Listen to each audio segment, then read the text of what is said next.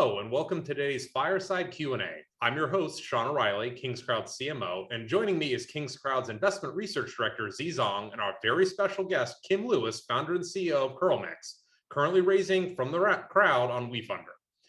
Hey guys, how's it going? Good, how are you? Very well. Are you, Kim? Thanks for having me. You bet. So now for our viewers that are just tuning in, the purpose of this fireside chat is to help investors who are considering investing in CurlMix's current fundraising round to make better and more fully informed investment decisions.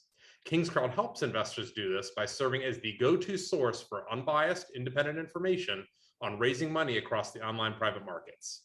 Aided by our patent-pending Merlin startup rating algorithm, KingsCrowd provides institutional-grade research, analytical tools, and ratings that empower people to make confident and inspired investments.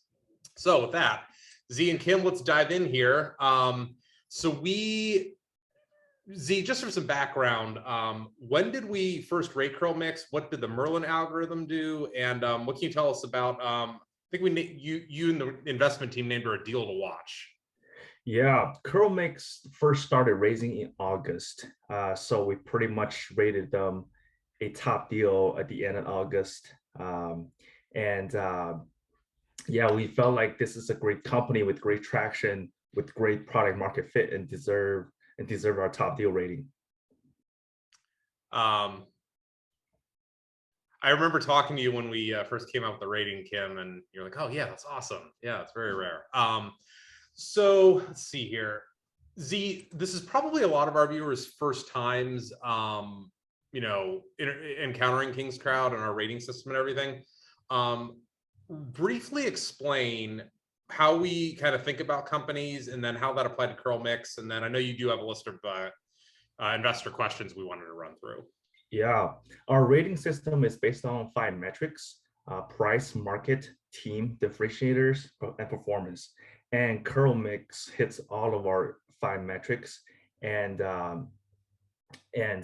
we felt like the quantitative rating is justified, and we need to give it a good qualitative rating as well. That's why we reached out to Kim, and we felt as though we can feature them on a profile, and it went well. So that's why we're here for this webinar.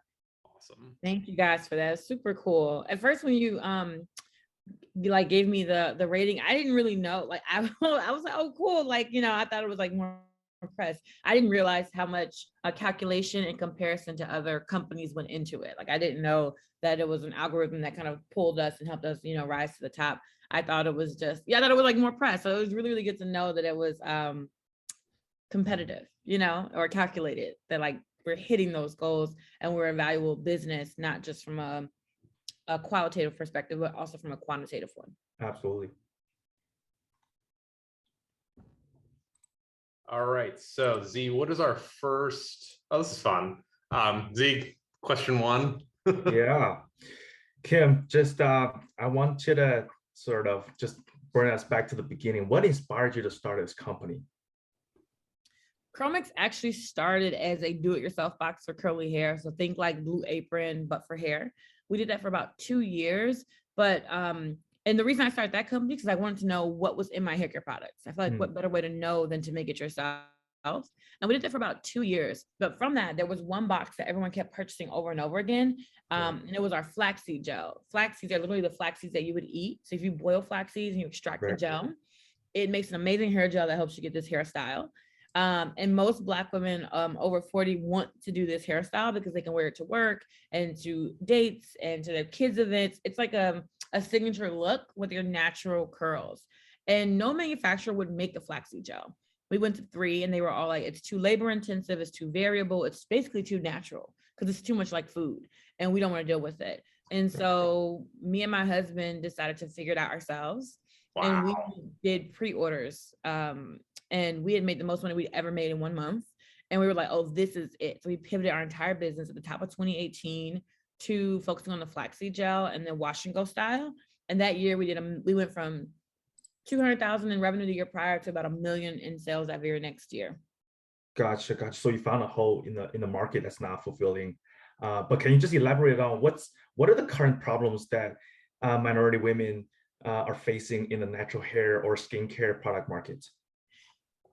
Man, for decades, we just weren't even represented. We weren't included in the advertisement. I think I forget the statistic, but it's like if you put a white person in front of a business, everyone will buy it. But if you would put a black person in front of a business, only black people will buy it. And that was Right. the stigma for a long time. And so basically we weren't in the advertisement, but black Right. women spend 9 times more on beauty and personal care products than anybody else. Oh, wow. Crazy than That's a anybody else. nuts statistic. Wow. So we're like Right. the fastest growing segment in the hair care industry. And yet, we only had, we didn't own the market, and the advertisement didn't serve us. It didn't put us up front.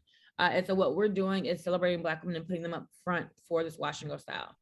Right. Can our Right. products be used on other people? Yes, but 60 to 70% of my customers are Black women. And so Gotcha. that's primarily who we serve. Perfect. Perfect. Good. And then you mentioned that you started with your husband. And what's the, how's it like working with your team slash your husband? And what's the size of your team now? My husband, I was just raving about him a few minutes ago before this call. My husband, I don't know if you know the ACT testing, Mhm. like the test, that standardized test most people go through. My husband got a perfect score in reading on the ACT, a 36 out of 36. Wow. And he won $100,000 and wants to be a millionaire because he's a trivia buff. My husband is brilliant. He's very, very smart. Captain of academic decathlon in high school, fastest reader I know. But he's not an entrepreneur. I am the hustle. I am the everything's figure outable. That's me. And Sounds so like a us match made in together, heaven. yeah, we're a great team. We're a great team. He does everything from operations to tech to customers, like whatever we need him to do. He's the reason we decided to manufacture in-house. Sorry, there's noise in the background. If I didn't have his help, I would not have manufactured in-house. Because to manufacture in-house, we went from, yes, I went to school for logistics, but I was not a chemist. I was not a quality person. I was not someone who knew how to formulate or even scale batches. And so I made a lot of mistakes early on. But if I didn't have his help, I would have never continued because there's so much to learn, even in Right. just manufacturing thousands of units daily, as well as figuring out sales and marketing. It's like, and then. Yeah. So Kim, can you elaborate on what's the reason behind in-house manufacturing and R&D versus third party? A lot of consumer brands are just buying everything from China and figuring out the sales and marketing piece of it. But here's the thing, a lot of small businesses start out with outsourcing their ad management to agencies, right? And then they outsource their manufacturing, Right. to China, which is, no shade to them, right? But if Sure. you do all of that, what is your actual IP? Like, what do you do that's special? Exactly. And it was important to me to own our supply chain. So for example, if we ever want to go into retail, we are producing our own things and we control our volume. We're not waiting on someone else to give us the green light to be able to sell. But Right. also, we could launch more brands. If we did not own our manufacturing, we couldn't be Procter & Gamble. Right. We could try, but it'd be very, very, very, very expensive. Being able to own the manufacturing means that we can make hundreds of SKUs tomorrow if we wanted to. You know what I'm saying? Like for most brands, they have to go back and forth to the chemist for 6 months just to settle on one product. I have a chemist in-house and we can come up with a whole new collection every single month.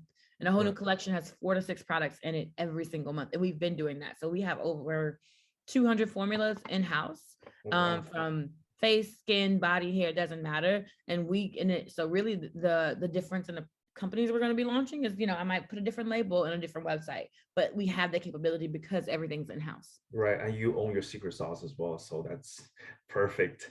And as you probably experienced, this industry-wise logistics / supply chain issues over the pandemic. So how were you guys overcoming the supply chain issues during that time?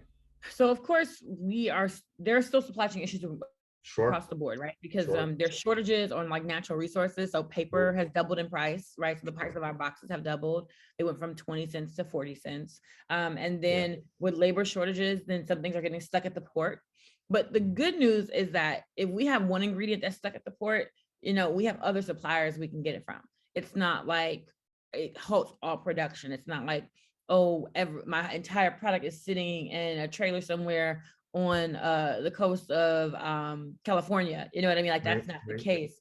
Right. We might have one ingredient sitting on the coast of California, but it's okay because we're going to buy from someone who is, producing out of India, or someone's producing out of Europe or Colombia or whatever. So it's just more flexibility. Yeah, I was gonna say this is, another advantage of having in-house manufacturing is that you get to choose your suppliers versus you leave that out to third party and they have their set suppliers with their contracts and whatnot.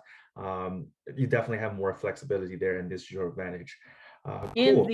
I want to add something too. Sure. I can have my chemist, she can formulate based on what's available, right? So like we have software that we can plug in, let's say we want to make a formula and it'll tell us, oh, there's only one supplier for this one ingredient. She can redo the formula so that we use an ingredient that's at 5 suppliers. So we're not stuck to one, company providing that one thing. So it's just a lot of flexibility, having everything in-house. Makes perfect sense. Awesome. So what is your current marketing strategy? And you have continued revenue growth, and how did that translate to revenue growth? My current marketing strategy is getting new customers and getting them on subscription.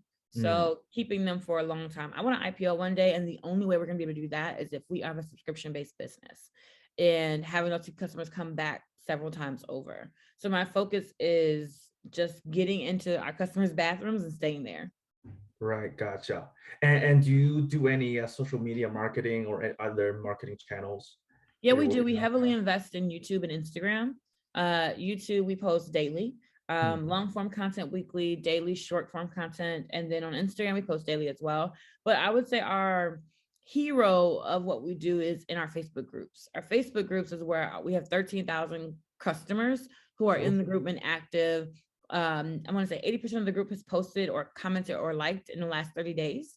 So it's like really high engagement from our core, like 1,000 true fans, if you will. It's 13,000 plus people, but not 1,000. And that's about 10% of our customer base. We have 120,000 customers. So to have that one-to-one daily connection with them really amplifies word of mouth and referrals. Yeah, gotcha. What is the competitive landscape looking like in the industry, and how are we differentiating? As you mentioned, the in-house manufacturing. Is there anything else that you want to share? Yeah, we basically promised perfect curls in 30 days or less. So we walk you through that process with Wash and Go Wednesday, where we go live in our shower and show you how to do your hair. So that is like something really special that we do. So sounds awkward in the shower. Man, I'm fully clothed. All right. Yes, but the best way to get this style is in the shower. Like, we don't want you to get out the shower and do your hair. Right.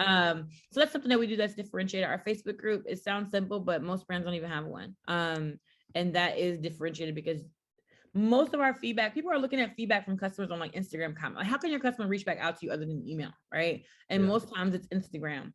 With Facebook, it's a two-way conversation. They're talking to us, we're talking back to them, and it's public amongst our customers. That really gives us real-time feedback. But we'll do polls, we'll vote on product. We posted a poll a few weeks ago, and we had maybe 1,000 votes on it within 24 hours. Like that is like fast customer feedback. And we're not hiring like Nielsen to come in and figure out what our customers want, Right. And you have a super lean team right now, correct? It could be, and compared to others, I wouldn't call it lean. I would say it was kind of set up for success and a good customer experience. Right. You want to scale. Yeah, we have about 15 people in-house on the manufacturing side, and 15 digitally. So for most people who have like a 10 or 15 person team, they're not manufacturing, So when you add manufacturing, our COGS are lower, but we do have a bigger team. Right. And then you're providing jobs to your community. So that's really good as well.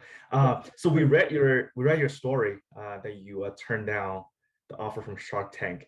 We're just super curious to know that what was the reason behind turning down an offer from Shark Tank? It was Robert Herjavec offered us $400,000 for 20% equity stake in the business. At the time, we were doing $1 million in revenue. So we were getting offers for $6 to $7 million in valuation. And Robert brought that down to a $2 million valuation. And, I know that it's TV and like, you have to do certain things for TV, but I didn't want to go home with that. I'm like, this is my real business. I have to be proud of the deal that I take and actually live with that. And I can't live with that. So I turned it down. Got it. Surprised you lowballed you like that, because I don't know. Anyway, they're a shark. I don't know. That's great because now your valuation for this round is 26 million. So I think you made the right decision here. Thank you, Z. Yeah, and just think about the business 5 to 10 years down the road. Where do you see? You sort of already mentioned the IPO. That you want to go with the IPO route. So, what do you see any exit opportunities, or also like what do you envision the company is going? So I don't know if you guys know this, but Procter and Gamble started as a soap and candles company in the late 1800s. Two brother-in-laws got together, built it, and then electricity came out, and it was widely available. So then their candles were no longer relevant. So they started focusing on personal care products, Right. and they went public in 1970. And today, Procter and Gamble owns hundreds of brands. They have things like Tide and Always Maxi Pads and Old Spice. And I mean, literally their products are they run the gamut, right? But they're a multi-billion-dollar company traded on the stock market. And I hope to do that, but be Black owned and be direct to consumer. So if we are making everything in-house, we already have two brands. We have CurlMix, we have 4C only. And within CurlMix, we do CurlMix Fresh, which is like a monthly subscription box.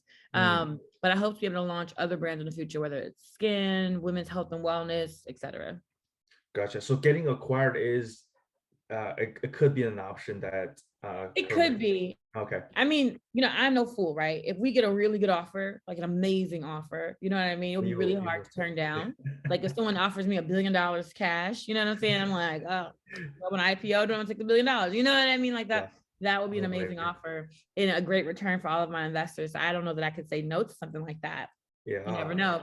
But for me, I'm really big on the legacy. Sure. And only one Black woman has ever IPO'd. Her name is Kathy Hughes, owner of Radio One. They had lots of different networks, the largest Black-owned network in the country. And to this date, she's the only one. So then there needs to be more of us. So the money is important, and I care about that. But what I really care about is the legacy and history. Absolutely. Wow. With that being said, what being a minority and female founder, what difficulties have you encountered, and what advice would you give to other minority and female founders? When I would pitch investors, most people didn't understand what I was doing, or had no base for it, or didn't understand that Black women spend 9 times more on beauty products. It was just kind of like, okay, show me something more. Like it wasn't as sexy to VCs, because they want something, even if you're going to go for broke and you don't have any customers, they want you to do something that's like so out there, right? That sometimes things that actually make money become less attractive, which is crazy, right? We actually make almost 6 million in revenue annually, but you want me to be doing something that just, I don't know. Anyway, a lot of softwares are not even making 5-6 million revenue. A lot. I looked at it's crazy. I was looking at OpenSea, the NFT company that lets you like host your, and they do a lot of like transactional revenue, or transactional, millions transactional. Yeah, but their actual revenue is like $4 million, and they just raised like $100 million, like $100 million, and I was like, this is crazy, like and so. For me, I had a hard time even raising the 5 when I was going to venture capitalists. And I think, part of it is maybe my industry, but I think a part of it is me being Black and people not understanding our market, our customer, or whatever. And so I was like, you know what, forget that. Like I have 100,000 customers. I can raise 5 million on my own. And so that's how we went to crowdfunding. And I think crowdfunding is going to be the future for a lot of minority founders, just because you control your own destiny. Absolutely. Absolutely. That's all the question I had. Thanks so much, Kim, for all your candid answers and your insight in the industry, and also what you're doing for other minority women and other minority brands. So this is super great. Thank you for having me, Z and Sean. This is so much fun. You bet. We'll have to do it again when you fundraise next. Yes. So Kim, you do get the last word. Tell the people, I guess, again, where you're raising, when it closes, that kind of stuff. We're raising on wefunder.com/CurlMix. We've raised 3.6 million in cash to date, and we are closing in exactly 9 days, you guys. So when you're watching this, it might be 8 or 7 days. We close December 23rd, next Thursday. So make sure to invest for as little as $250. You can be an owner of CurlMix. Awesome. Perfect. All right. Well, thanks for your time, Kim. Have a great rest of your day. Safe travels. Thank you. You guys too. Thank you, Bye, Kim. guys. Bye.